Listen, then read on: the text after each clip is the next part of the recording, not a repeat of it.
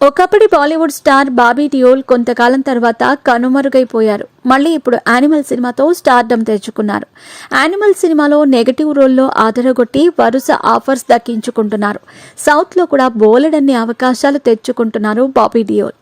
అయితే ఒకానొక సమయంలో అవకాశాలు లేక తన కొడుకు అన్న మాటలకు చచ్చిపోదామనుకున్నాడట.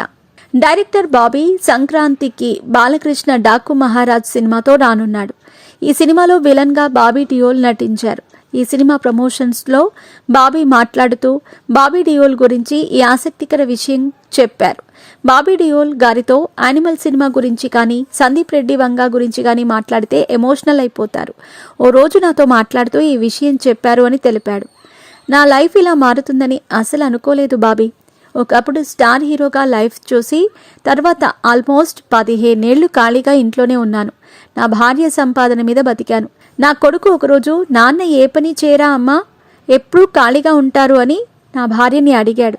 పక్క గదిలో ఉండి ఆ మాటలు విన్న నాకు చనిపోవాలనిపించింది. వాడు పుట్టక ముందు నేను స్టార్ హీరోని. నా స్టార్డమ్ వాడు చూడలేదు. వాడు ఎదుగుతున్న సమయంలో ఖాళీగా ఉన్నాను. దాంతో మళ్ళీ గతంలో నేను పనిచేసిన వాళ్ళందరినీ వేషాలు అడిగాను.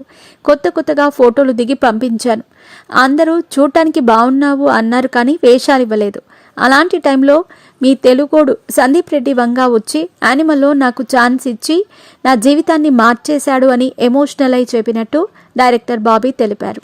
ఒకప్పటి స్టార్ హీరో ధర్మేంద్ర కొడుకుగా బాబీ డియోల్ కూడా హీరోగా ఎంట్రీ ఇచ్చి మంచి విజయాలే సాధించి స్టార్ హీరో అయ్యాడు. కానీ ఓ దశలో అవకాశాలు తగ్గిపోయి 10 ఏళ్లలో ఓ 10 సినిమాల్లో మాత్రమే క్యారెక్టర్ ఆర్టిస్ట్గా చేశారు. ఇటీవల యానిమల్ సినిమాతో ఒక్కసారిగా పోయిన స్టార్డమ్ అంతా తిరిగొచ్చి మళ్ళీ స్టార్ ఆర్టిస్ట్గా మారి వరుస సినిమాలతో బిజీ అయ్యాడు.